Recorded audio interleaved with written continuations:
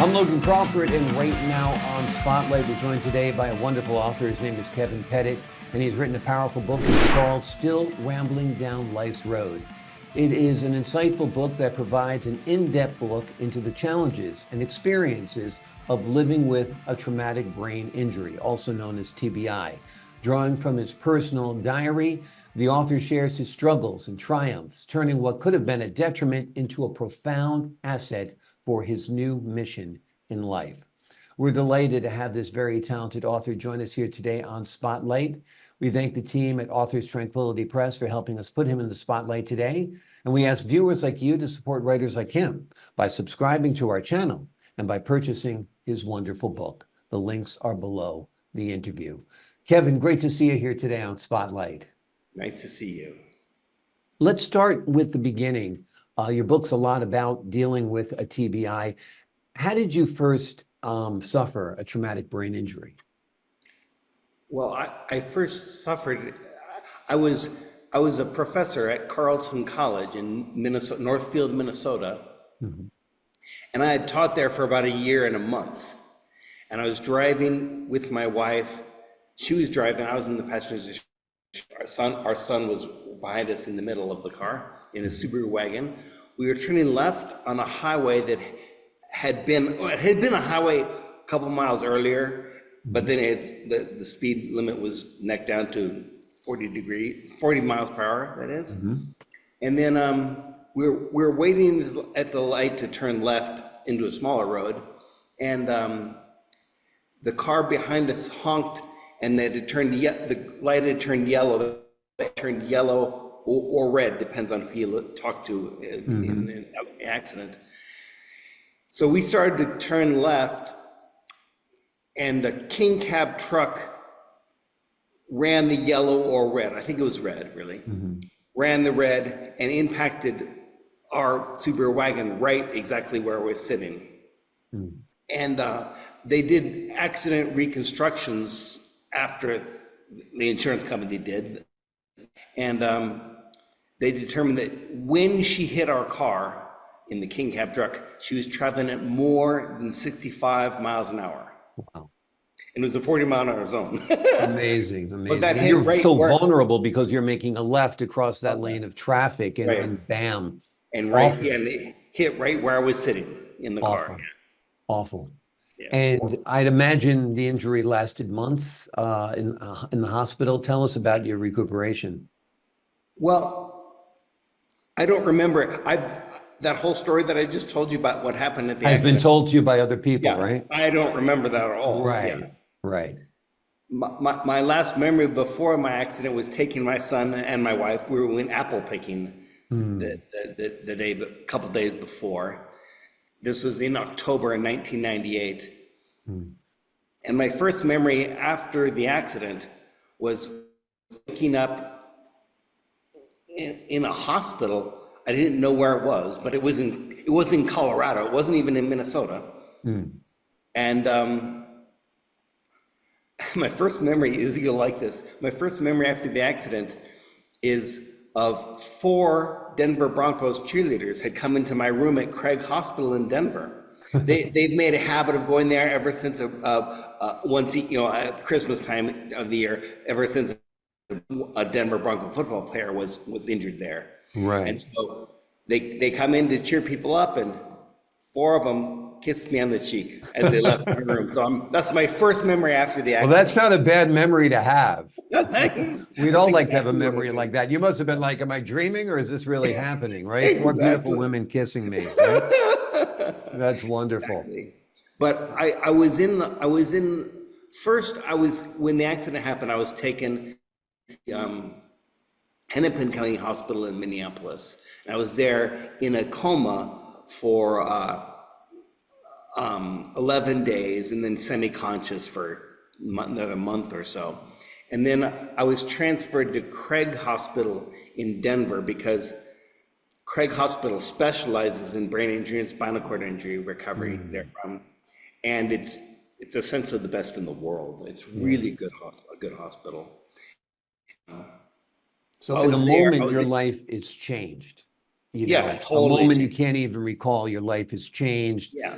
time spent in the hospital, and now you're out of the hospital. And what are your after effects? What are the manifestations of your TBI? Well, the primary manifestation of at first I couldn't walk, I couldn't talk, and I couldn't talk not because my throat was injured, it was because I couldn't remember what I wanted to say. I could answer Right. yes and no, but my first complete sentence was like a year or so after my accident. And guess what Amazing. it was? No, that my first complete sentence, my first real complete sentence was maybe only 4 or 5 months after my accident. I said to I love you. So Well, and that's that was another pretty good. wonderful first, right? Yeah, but Yeah. now I've recovered my ability to walk and all this again. Now the main challenge that I'm facing because of my traumatic brain injury is my memory is Mm. really short-term memory is really compromised. Yeah. Yeah. So yeah, So that's the bad thing now. how have I you been able to rebuild? Has it been going to rehab? Oh yeah, I went to lots of rehab for many years. Um, I had all sorts of rehab. A friend of my family's was the music professor at CU, the vocal instructor at the University of Colorado in Boulder, and she gave me free voice lessons for a couple of Mm. years. Because I'm a Wow. singer, a professional singer sometimes. So I'm sort of Hmm. sometimes professional. I get paid Right. when I do it. So, but I do it mostly for fun. So Right. vocal training. I had speech therapy, I had all sorts of therapies for Mm. many years, for several years, that is. And then also I've had to. After my accident. I started teaching. My accident happened in October of 1998. In the fall of 1999, I started teaching here when I was an outpatient going through therapy. I went and I was teaching at the University of Colorado in Boulder, Mm. teaching physics as a TA would. Yeah. I did that for a year, and then the next year I was still taught at CU as sort of like a professor. It was an Right. experimental class, but I sort of ran the whole experimental class, and so. Mm.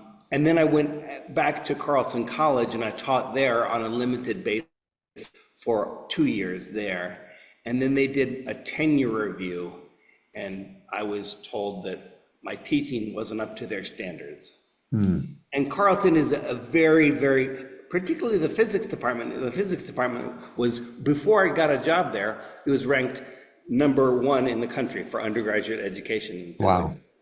It's really Um, quite a good, and so the expectations of teaching are quite high. I think also my teaching wasn't the best, but I know that it wasn't the worst because I had right. taken classes. Remember, it's my alma mater, so I had Right. taken classes there, and I had ones from professors who were a lot worse than me. Exactly. But Exactly. But we always say God closes one door and opens another. that's right, exactly right. Because so when they let me go from Carleton, I came back to my hometown in Boulder, Colorado, and I wanted to get back into working to help people with disabilities, any sort of Mm. disability. And so I decided I would go to attend the I School of Theology in Denver Hmm. and get a master's degree in theology, which I did. And then I became a commissioned minister in the United Church of Christ, Mm. a rather progressive denomination in most of the country. But so I did that. I became a minister, and I also started a not-for-profit interfaith not-for-profit organization called Faith for All, Mm. which is dedicated to helping churches of any nature learn how to better invite, embrace, include, and empower people living with disabilities into active lives of faith in their communities. Because, you would think churches would be like the cutting edge of inclusion. Yeah. They're like the worst Right. because people have all these unwritten social expectations of how you dress and what you do and stuff at church. Yeah. And I think that I think that particularly people with disability, with very apparent, outwardly apparent disabilities, immediately cause a theological problem for the congregation member and the ministers and stuff. Is like, well, if God's good, what happened to this person and why did that happen? Yeah. I mean, people ask me that. Like, Well, that even pertains to your situation. That's, I guess, the elemental question of religion is, why does God let bad things happen to good people? right. Here you are, a good man, out apple picking with your family on a beautiful day, and you make a left-hand turn, and the next thing you know, your life is turned upside down, inside out, and forever altered. So let's ask you that question. Why does God let bad things happen to good people? That's boy, you picked some easy ones for me. I know, exactly, exactly. Well, one of I the best explanations I've heard is that it comes down to free will. That, he creates the universe, but we're not puppets on a string. yeah, And if we were puppets on the string, everything would be controlled and he'd yank us out of the yeah, way when the truck was yeah, coming. But exactly. he's not controlling the woman behind the truck. He's not controlling you. Yeah, He's created this world. He loves us, but right. we're in it to do Yeah, what we will. And some of that's I good and some of yeah, that's bad, right? yeah, yeah. That's a good, and I've read that reason a lot, explanation a lot. I think it's that the God I understand is not an interventionist God that makes things happen or Mm. allows things to happen, but I think that our understanding, what we do when we think of God often is we project our own thoughts of what it's like to be human to a big, powerful person. Yeah.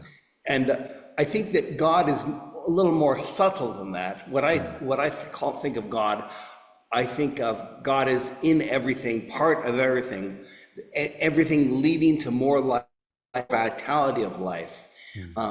It's actually the proper term that I learned in theology school. It's called panentheism. Mm-hmm. God is in everything, panentheism.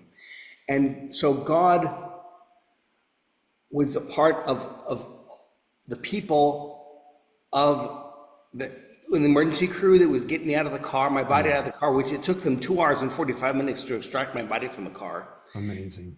God was in there helping them do that. As part of the doctors who are treating me. God is a subtle part of everything that's working for more vitality and more life, I think. Yeah. And it's funny because I sort of stopped. Had thought of, I believe for my whole life, of this interventionist God that's like a big person, big powerful person there out up in heaven. But then I stopped believing that, because like, how could what happened to me happen to anyone? Right. And so, but I still kept coming to church, partly because I like the donuts. But I was talking after church one day with he was a religious studies professor up at CU Boulder, and I told him that I had, because of the accident, I had stopped believing in God. He said, "Oh, really? Why do you keep coming to church?" And I said, "Well, I think coming to church because it helps me sort of get out of myself and think about other people and help other people, and it informs me of my obligations that I have to society to love other people, and it helps me help others." Yeah. And he said, "You're talking process theology, Kevin." I said, "Oh, really?" And so I learned about process theology, and it's it's kind of way of looking at this notion of God not so much as an entity or a controller, God is a process of greater enlivenment. And so now I'm a process theologian. And Exactly. I'm taking a class from the Cobb Institute in Berkeley that it's online, so I live here in Boulder, but I'm getting a process certificate in process thinking. So, yeah. It's interesting. Well, I learned a new term today, and I think a lot of people feel that way, that God isn't a person, God isn't personified. I mean, Jesus was when he lived on earth, Right, but his spirit is not, in a human right, form up in heaven. right, It's an energy, it's a force. right. So I think probably a lot of theologians feel that way. Yeah, it's a way of change, Yeah, and that's the hard. We want to hold on to substances and think of we're kind of a substantial people that right. we need to point and prod and look and see things, but it's so a changing God is a little trouble Yeah, for some people, but it's not that God can't be service us as a foundation, but it's a foundation for greater enlivenment, greater sharing, more justice. mhm, That's what I think of God. So, exactly. That's where you see God at work. yeah, Kevin exactly. Pettit has written a powerful book, and it's called Still Rambling Down the Road. It's an insightful work that provides an in-depth look into the challenges and experience of living with a traumatic brain injury. He draws from his personal diary, and the author shares his struggles and triumphs, turning what could have been a detriment into a profound asset for his new mission in life. If you like what you heard today, if you like the stories that we discussed, if you want to find out how you can have true grit, true courage in facing something that is life altering, or maybe something that isn't even quite life altering, the secrets are found within the pages of this book. Kevin, thank you so much for joining us here today on Spotlight. Thank you. My pleasure. Great speaking with you. And to the folks at home, I'm Logan Crawford, thanking you for your time this time. Until next time on Spotlight.